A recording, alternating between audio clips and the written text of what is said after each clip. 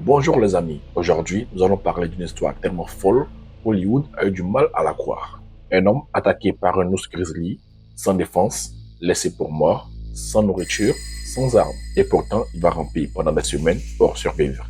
Son nom, Hugh Glass. En 1823, l'Amérique est encore une terre sauvage. Pas d'hôpitaux, pas de routes, pas de secours. Hugh Glass est trappeur et explorateur engagé dans l'expédition du général William Henry Ashley, qui remonte le fleuve Missouri pour exploiter les territoires de l'Ouest. Ces hommes vivent de la chasse, des peaux et du danger. Les attaques d'animaux, les maladies, les conflits avec certaines tribus amérindiennes, c'est le quotidien. Mais ce qui va arriver à Hugh Glass dépasse tout ce que ses compagnons ont connu. Et là, on ne parle pas d'une petite blessure.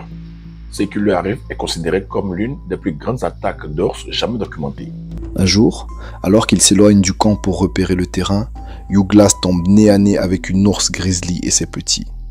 Le grizzly attaque, violente, brutale, fulgurante. L'ours lui déchire le dos, lui brise une jambe, lui arrache la chair et le scalpe partiellement. Ses côtes sont exposées, sa gorge est ouverte, il respire à peine. Ses compagnons arrivent et abattent l'ours, mais pour Hugh Glass, c'est trop tard. Ils sont convaincus qu'il va mourir. Les médecins de l'époque, il n'y en a pas. Les secours, inexistants.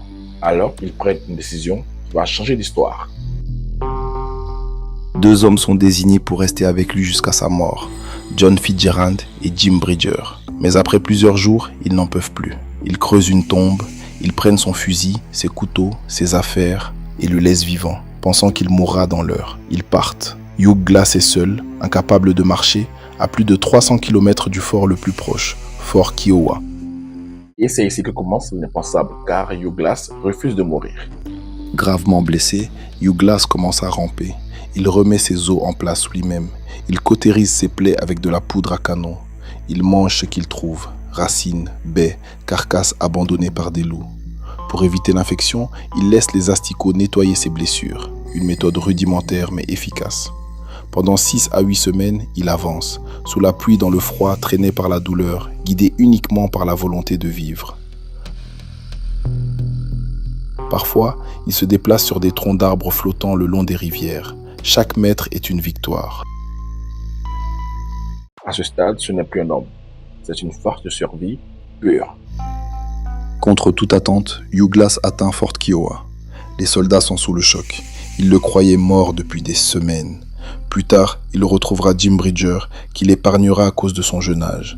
Quant à John Fitzgerald, il l'épargnera aussi, après avoir découvert qu'il s'était engagé dans l'armée. La vengeance, il y a pensé, mais il choisira finalement la vie. Hugh Glass est mort quelques années plus tard, mais son histoire, elle, est restée immortelle.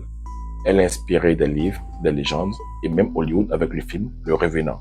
C'est une histoire de volonté, parce que survivre, c'est le plus grand acte de courage qui existe. À la prochaine pour une autre vidéo.